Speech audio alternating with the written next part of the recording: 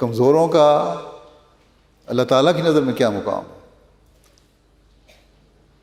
جس کو زمانے نے دھتکارا ہو، اس کو حق مارا ہو، اسے اللہ تعالیٰ کس طرح دیکھتا ہے؟ اس بارے میں حضرت معاذ بن جبل رضی اللہ عنہ بیان کرتے ہیں کہ رسول اللہ صلی اللہ علیہ وسلم نے فرمایا، کیا میں تمہیں جنت کے بادشاہوں کے بارے میں نہ بتاؤں؟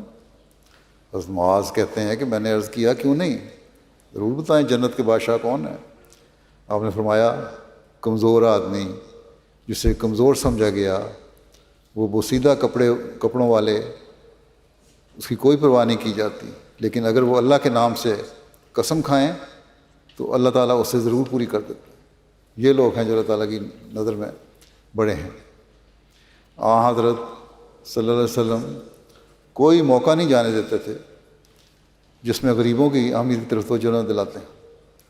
چنانچہ ایک روایت میں آتا ہے، حضرت سہل رضی اللہ عنہ،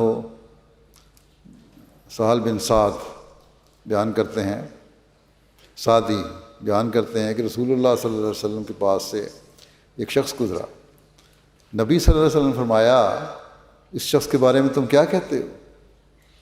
انہوں نے کہا، امیر آدمی تھا جو گزرا۔ انہوں نے جواب دیا رسول صلی اللہ علیہ وسلم کی خدمت میں کہ کہا، آپ کی رائے اس کے بارے میں مقدم ہے۔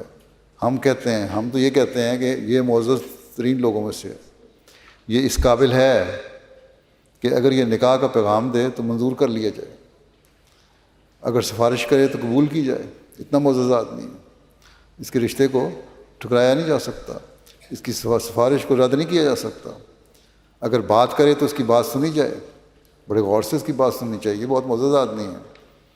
تو نبی صلی اللہ علیہ وسلم خاموش رہے، آپ کچھ نہیں بولے۔ ایک اور شخص گزرا تو نبی صلی اللہ علیہ وسلم نے فرمایا، اس کے بارے میں تم کیا کہتے ہو؟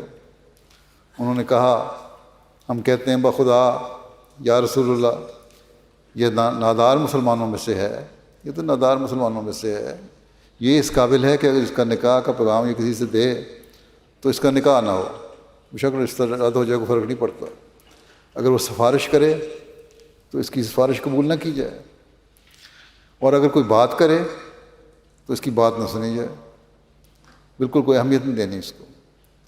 تو نبی صلی اللہ علیہ وسلم نے فرمایا، یقیناً یہ شخص اس جیسے زمین بھر لوگوں سے بہتر ہے۔ آپ نے اس کے اپنی رائے کا اظہار فرمایا، پہلے پہ کچھ نہیں بولے۔